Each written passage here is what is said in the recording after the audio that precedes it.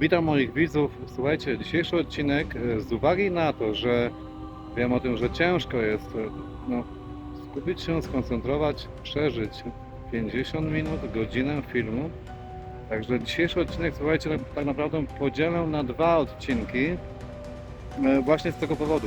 Słuchajcie, ponieważ chciałbym, żebyście obejrzeli do końca całość, czyli część pierwsza, część druga, ponieważ słuchajcie, tutaj w Ameryce trackerzy jeżdżą troszkę inaczej. Mają więcej czynności do zrobienia przy tym urządzeniu, a właśnie, ponieważ nie powiedziałem, mowa będzie o tachografie i amerykańskim ELD. Dlatego w tej części pierwszej po prostu powiem genezę.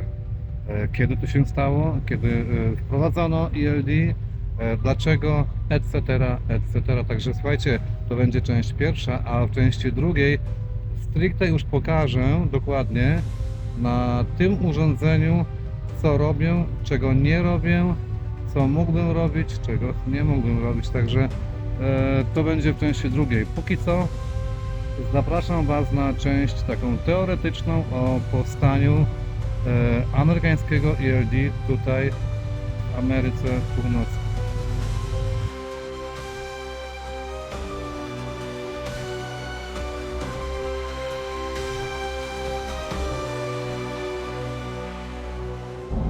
Słuchajcie, tutaj to urządzenie Electronic Logbook Device, bo tak to się nazywa tutaj w Ameryce, czyli skrót ELD, nie zawsze wygląda właśnie tak, słuchajcie. To jest tylko takie widok podglądowy. Bardzo często wygląda całkowicie inaczej, na przykład tak, spójrzcie. To jest, słuchajcie, moje ELD. Moje urządzenie do rejestracji czasu i pracy, odpoczynku, przepraszam, w Ameryce. To jest, słuchajcie, zwykły tablet, który ma tutaj w sobie, zwyczajnie, no ma Google Map, ma to, ma tamto, ale najważniejsze, ma, słuchajcie, software, czyli oprogramowanie, program, aplikację, z którą ja się łączę. Odpalam ją, ale to nie wszystko, słuchajcie, bo to urządzenie musi być podpięte generalnie poprzez łącze bezprzewodowe, czyli Bluetooth, tutaj z samochodem. Jak to wygląda? Słuchajcie, moje ELD, czyli tablet, łączy się bezprzewodowo tutaj. To jest tak zwany ECM, czyli mówiąc krótko, jakiś tam adapter na kablu. I gdzie on idzie? To urządzenie, ono generalnie, tak mówiąc najprostszym językiem, ono łączy się z silnikiem poprzez port OBD2. Ono się łączy z silnikiem i zapisuje, po prostu przekazuje tutaj do tableta, przekazuje wszystkie dane. Oczywiście nie przekazuje nie wiadomo czego, nie przekazuje mocy silnika itd. Przekazuje wszystkie postoje samochodu i tak dalej, przerwa, jazda i tak dalej. Słuchajcie, to urządzenie zwyczajnie podpięte jest tutaj kablem.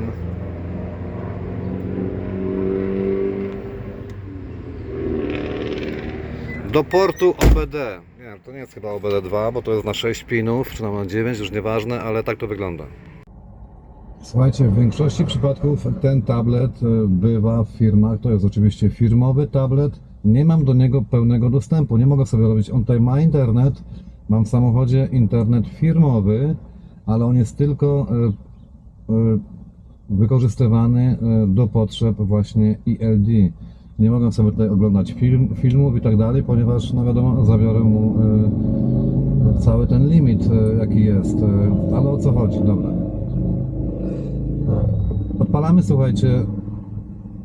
Odpalamy, słuchajcie, aplikację i w tym momencie muszę połączyć się, spójrzcie, muszę połączyć się z samochodem. Jest wyłączony. Mogę robić to automatycznie lub on sam się połączy. Tutaj zrobił się update całkiem niedawno, że jak już na heblu go wyłączę, czyli zrobię mu cut off switch, to on już się sam połączy, bo tutaj były problemy, no nie ukrywam, że były problemy. On się niby łączył, trzeba było restartować urządzenie i tak dalej, i tak dalej. W tym momencie on to robi już sam. Czyli jak tylko go odpalę, pyk, on już się sam łączy bez potrzeby manualnego łączenia się. Ale zanim Wam pokażę dokładnie, co robię w tym urządzeniu, w tablecie, w tej aplikacji, krótka geneza, słuchajcie, jak do tego doszło, że po tylu latach, w takim kraju jak Ameryka, gdzie ingerowanie w życie, zabieranie jakiejś tam prywatności społeczeństwu, ludziom, Amerykanom, tutaj kierowcom, było możliwe. Słuchajcie, tutaj zawsze były tak zwane papierowe logbooki, czyli paper logbook. Tak to wyglądało. Dokładnie, słuchajcie, nie będę Wam tutaj strzelał z datami, bo to nie o to chodzi, to jest mało interesujące, ale początek lat roku 2000 już Federalna Agencja do Spraw Bezpieczeństwa Drogowego o nazwie FCMSA już chciała, słuchajcie, wprowadzić cyfrowe rejestratory czasu pracy i odpoczynku. Przeciwko temu nie zgadzały się dwie duże instytucje. To jest OIDA, czyli Owner Operators Independent Driver Association, czyli mówiąc krótko po polsku, Stowarzyszenie Prywatnych Przewoźników i Właścicieli ciężarówek, to tak się nie tłumaczy dosłownie. Plus jeszcze jedna firma, jedna instytucja, tak zwana ATA, to jest American Truck Association. To są, słuchajcie, akurat ta jest największą instytucją zrzeszającą trackerów, firmy, etc., etc. One się nie zgadzały, słuchajcie, na to. Te wszystkie poczynania tej Federalnej Agencji do Spraw Bezpieczeństwa Drogowego kończyły się na niczym. Argumenty tych dwóch instytucji polegały na tym, były takie, że mówiły, że to nic nie zmieni, a głównie to, że prywatność tutaj kierowców będzie w sposób drastyczny naruszona. To zostało odrzucane. Ale słuchajcie, rok 2000 bodajże 2012 Kongres amerykański już nakazał FCMSA, czyli tej federalnej, rządowej agencji do spraw bezpieczeństwa drogowego, nakazał uregulowanie tej kwestii. I to już wprowadzenie e-logów było nieuniknione, tylko pytanie kiedy. Od roku 2012 FCMSA, czyli ta federalna agencja, instytucja do spraw bezpieczeństwa drogowego, zaczęła już coś robić. Zaczęła wprowadzać, myśleć, analizować i ustalać pewne reguły czasu pracy i odpoczynku kierowcy. W roku, słuchajcie, 2015, z tego co pamiętam, bo wtedy oficjalnie dostaliśmy informację, my tutaj, trackerzy w Ameryce, że za 2 lata będzie wprowadzony oficjalnie e-log. Oni to zrobili w 2015, było jeszcze 2 lata, oni jeszcze robili to, tamto, ale uwaga, grudzień 2017 wchodzą oficjalnie e-logi do wszystkich firm, z tym, że FCMSA, czyli ta Federalna Agencja do Spraw Bezpieczeństwa Drogowego, dała jeszcze 2 lata, słuchajcie, na jakby zaklimatyzowanie się w ogóle z tematem, na to, żeby firmy przystosowały się, bo to jest, słuchajcie, potężna operacja logistyczno-finansowa. Dlaczego? Ponieważ, słuchajcie, te 2 lata do roku 2019, czyli 17-19, były e-logi, oczywiście wszyscy musieli już je mieć, nie było żadnych papierowych logbooków, ale można jeszcze było, słuchajcie, robić, mówiąc krótko, słuchajcie, bo nazywam rzecz po imieniu, można było edytować również jazdę.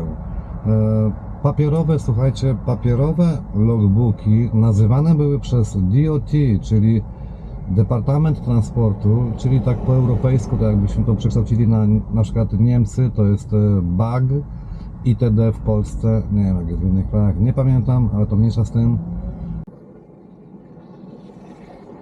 DOT, czyli Departament Transportu, nazywał oficjalnie słuchajcie, papierowe, czyli właśnie tutaj te logbooki nazywał Comic Logbook, czyli komiczne logbooki. Tam można było robić, słuchajcie, wszystko. To, co kiedyś robiło się w Europie, czyli taczka, mówiąc krótko, nazywając rzecz po imieniu. Taczka za okno, lecimy dalej.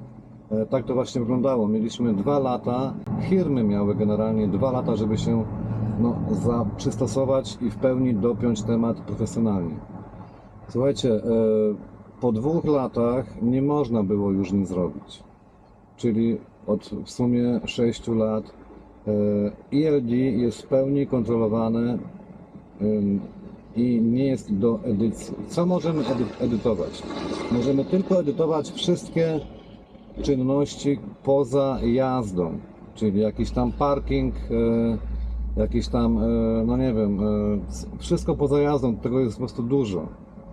Ale niektóre firmy po prostu wyłączają te opcje, uniemożliwiają kierowcom jakiekolwiek ingerencje w ogóle w e-log. Tutaj słuchajcie, bardzo ważne jest, warte wspomnienia, że tak jak ta instytucja, czyli American Truck Association, gdzie na początku, dawno temu była przeciwna wprowadzaniu e-logów do Ameryki, tak później, słuchajcie, poprzez, tutaj nie trzeba być, słuchajcie, Einsteinem, poprzez różne, bo kto właśnie chciał, kto głównie chciał wprowadzić e-logi w Ameryce i kto za tym lobbował. To były, słuchajcie, duże firmy, które posiadają, nie będę ich wymieniał nazw, bo to nie o to chodzi, 1000, 2000, 3000 samochodów. Firmy z dużym potencjałem finansowym. No i właśnie, tutaj właśnie, słuchajcie, to, że kongres nakazał, to, że to było lobbowane, to, że w końcu ATA, czyli największa trackerska instytucja w Ameryce, nagle zmieniła front, słuchajcie, nagle chciała wprowadzić e-logi. Ona właśnie też lobbowała. Podejrzewam, to jest tylko moje oczywiście prywatne zdanie, że zostały uruchomione jakieś tam pieniążki. Słuchajcie, w Europie to było troszkę inaczej. Od zawsze jeździło się na tarczkach, też robiło się różne kombinacje.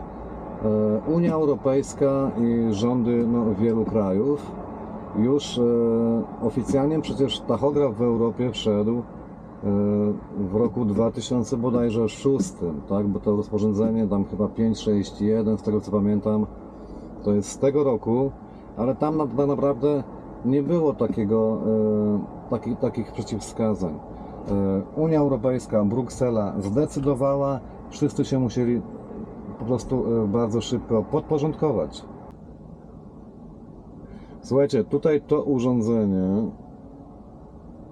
urządzenie nazywane tachografem, to jest koszt około, bo wyszły nowe z tego co ja wiem, ale to jest koszt około w tym momencie, zawsze jak coś wychodzi nowego, to stare jest już tańsze, ale tam ponad 2000 zł, plus właśnie to, czyli niezbędna karta kierowcy, bez której to urządzenie generalnie jest niepotrzebne samo w sobie.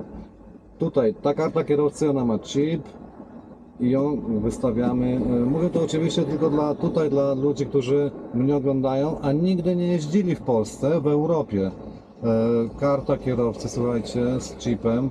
My musimy po nią wystąpić, zapłacić oczywiście tam niecałe chyba 200 zł w wytwórni papierów wartościowych w Warszawie. Ta karta ma określoną ważność, nie pamiętam dokładnie, czy chyba 5 lat, ale nie jestem pewien. Ma ileś tam lat ważności. Słuchajcie, tachograf z kartą w Europie generalnie jest nie do ruszenia. Jakieś tam magnesy na impulsatory, słuchajcie, chyba w tym momencie to już nie. Ja się przyznam, że kiedyś chciałem to zrobić, trak stracił moc, mówię o Volvo. Wiadomo o co chodzi, słuchajcie, każdy kto jeździ pewnie ten temat przerabiał. Także te tachografy, słuchajcie, w Europie kontra e-logi w Ameryce.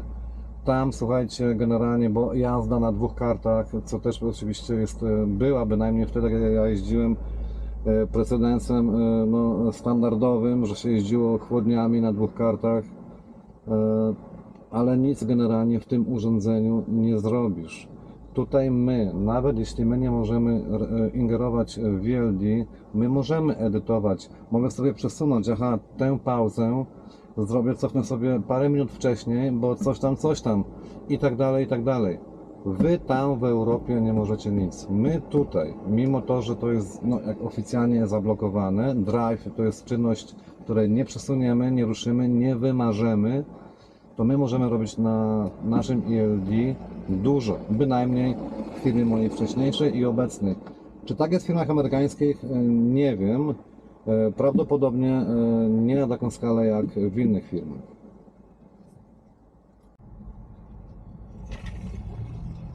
Słuchajcie, ja na pewno nie powiem wszystkiego o amerykańskim logo, ponieważ po pierwsze to nie wiem, po drugie może go mogę zapomnieć. Ja tutaj nie układam sobie tekstu, nie czytam z promptera, ale mniejsza z tym. Słuchajcie, warto dopowiedzieć dlaczego. Dlaczego na przykład amerykańskie stowarzyszenie trackerów, największe w Ameryce, nagle zmieniło zdanie i zaczęło popierać pomysł wprowadzenia cyfrowych e-logów. Dlaczego firmy takie duże zaczęły, tak bardzo chciały, żeby wszyscy byli jakby na równych zasadach? Słuchajcie, mali przewoźnicy, małe firmy, tak zwani owner operators albo independent carriers z małą flotą, mające papierowe logbooki, mogły sobie, słuchajcie, kombinować. Nie jest tajemnicą, że przecież w Polsce też się tachografy, tarczki wyrzucało, pisało od nowa. Nie mówię nic, czego nikt nie wie. Tutaj również papierowe logi były, kamig logbook przez DOT nazywane. Nie pasowało jechać, bo była godzina 16. Jechało się dalej, wiadomo o co chodzi. Oni, słuchajcie, czysta chciwość tych wielkich korporacji transportowych doprowadziła do tego, że te logi weszły. Oni chcieli, żeby wszyscy byli na równych zasadach, ponieważ mali przewoźnicy w jakimś tam stopniu odbierali im pracę, załadunki, ładunki, etc., etc. Dlaczego ATA, czyli American Truck Association, nagle zaczęła lobbować, to popierać? Pewnie dostała parę milionów lub miliardów, nie wiemy. To wszystko było w kuluarach, pod stołem i tak dalej, ale to nie trzeba być, przepraszam, Einsteinem, żeby to wydedukować. Zostały użyte potężne pieniądze, najprawdopodobniej i w Kongresie, w Senacie, nie wiem gdzie jeszcze, na pewno duże firmy popchnęły swoje oszczędności i tak się stało, słuchajcie. Słuchajcie, ja na pewno nie powiem wszystkiego o amerykańskim logo, ponieważ po pierwsze to nie wiem, po drugie może go mogę zapomnieć. Ja tutaj nie układam sobie tekstu, nie czytam z promptera, ale mniejsza z tym. Słuchajcie, warto dopowiedzieć dlaczego. Dlaczego na przykład amerykańskie stowarzyszenie trackerów, największe w Ameryce, nagle zmieniło zdanie i zaczęło popierać pomysł wprowadzenia cyfrowych e-logów. Dlaczego firmy takie duże zaczęły, tak bardzo chciały, żeby wszyscy byli jakby na równych zasadach? Słuchajcie, mali przewoźnicy, małe firmy, tak zwani owner operators albo independent carriers z małą flotą, mające papierowe logbooki, mogły sobie, słuchajcie, kombinować. Nie jest tajemnicą, że przecież w Polsce też się tachografy, tarczki wyrzucało, pisało od nowa. Nie mówię nic, czego nikt nie wie. Tutaj również papierowe logi były, kamig logbook przez DOT nazywane. Nie pasowało jechać, bo była godzina 16. Jechało się dalej, wiadomo o co chodzi. Oni, słuchajcie, czysta chciwość tych wielkich korporacji transportowych doprowadziła do tego, że te logi weszły. Oni chcieli, żeby wszyscy byli na równych zasadach, ponieważ mali przewoźnicy w jakimś tam stopniu odbierali im pracę, załadunki, ładunki, etc., etc. Dlaczego ATA, czyli American Truck Association, nagle zaczęła lobbować, to popierać? Pewnie dostała parę milionów lub miliardów, nie wiemy. To jest, wszystko było w kuluarach, pod stołem i tak dalej, ale to nie trzeba być, przepraszam, Einsteinem, żeby to wydedukować. Zostały użyte potężne pieniądze, najprawdopodobniej i w Kongresie, w Senacie, nie wiem gdzie jeszcze, na pewno duże firmy popchnęły swoje oszczędności.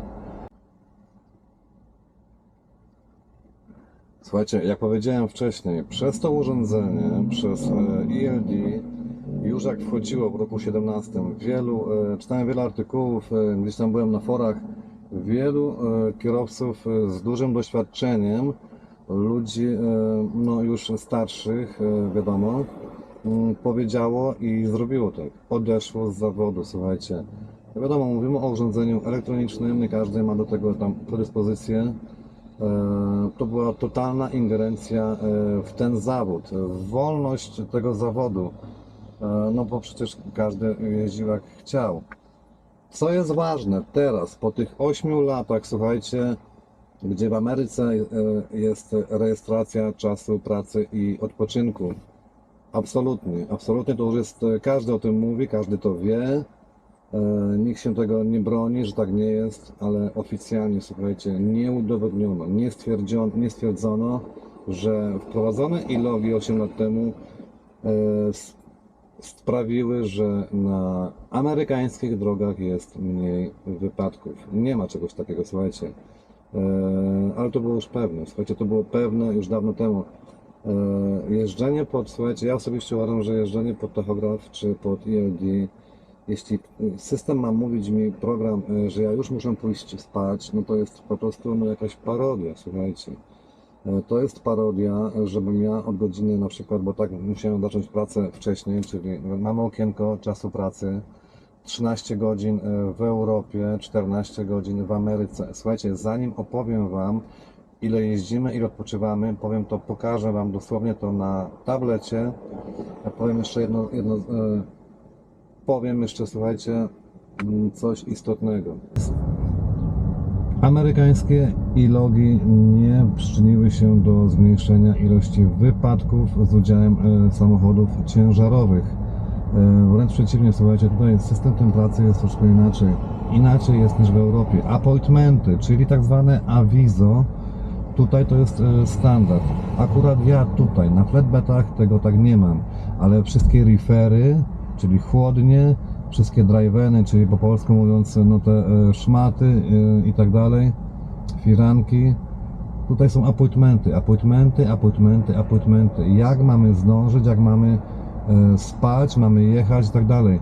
Tutaj wszedł inny czynnik, słuchajcie, uważam go za bardzo niebezpieczny, czyli stres i pośpiech. Jak to się ma do bezpieczeństwa na drodze? Uważam, że bardzo się ma. Słuchajcie, wręcz to jest w ogóle nieakceptowalne. Tego nie powinno w ogóle być, żeby wprowadzić coś, co stworzy w kierowcy dodatkowy stres. My tutaj mamy inne stresy, wiadomo o co chodzi, ale stres zegara, słuchajcie, również w Europie, no bo to jest, ale w Europie jak ja jeździłem, pamiętam, to nie miałem tak co chwilę awizo. Te ładunki są inaczej skonstruowane. Tutaj jest wszędzie appointment. My nie wozimy tutaj tak, nie ma na taką skalę pojedynczych ładunków do jednej firmy. Przeważnie jest ich kilka. Z jednej firmy do drugiej. Każda chce mieć ten towar o tej godzinie. I tak dalej, i tak dalej. To jest, słuchajcie, tak skomasowane tutaj. To jest standardem wręcz. Także my tutaj na e-logu mamy dosłownie tutaj kosę nad grzbietem, która w każdej chwili może spaść, ponieważ nie zdążymy na wyładunek, nie zdążymy na załadunek, są tak zwane late fee, czyli opłaty za spóźnienie, etc., etc. E-log moim skromnym zdaniem, uważam, w Ameryce nie powinien nigdy zostać wprowadzony, ponieważ Ameryka pod wieloma względami nie jest do niego jeszcze w dalszym ciągu. Cały ten system transportowy nie jest do tego przygotowany. Tu się musi zmienić bardzo, ale to bardzo wiele rzeczy. Tak naprawdę, słuchajcie, z tego co tak wiem, to w Europie sobie kierowcy cenią tachograf, ponieważ jest zachowywana system pracy, czyli tam 42 godziny w tygodniu, tam 160 parę godzin w miesiącu, nie ma wymuszeń przez pracodawców, jedź tu, pracuj tu i tak dalej. są płacone przecież od jakiegoś czasu, już nie ma kilometrówek, po amerykańsku milówek. Każdy ma stałą pensję, stałą dzienną dietę, jeśli jeździ na przerzutach po Europie. Także czy on jedzie, czy pracuje, wiadomo o co chodzi. Nie potrzeba mu jechać, nie potrzeba mu zarabiać, ponieważ on i tak zarabia. Odnośnie zarobku, ja już mówiłem w moim poprzednim filmie, na który Was serdecznie zapraszam, to jest inny temat. Słuchajcie, zanim przejdę do pokazywania Wam aplikacji, jak ona działa, co robimy, czego nie robimy, w co możemy wejść, co zmienić, idę na zakupy, ponieważ jestem w sklepie. Wiem, ten film miał powstać, miał pójść na serwery YouTube'a już chyba 2 albo 3 dni temu. Ja tutaj nie będę się tłumaczył, bo nie muszę nikomu się tłumaczyć. Nie mam czasu, jestem zajęty, pracuję, robię to tylko w chwili wolnej. Ale teraz, słuchajcie, idę na zakupy i jak dojadę do mojego traka, będę Wam pokazywał tutaj dokładnie, rozbiorę na czynniki pierwsze, słuchajcie, czas pracy, odpoczynku tutaj w Ameryce.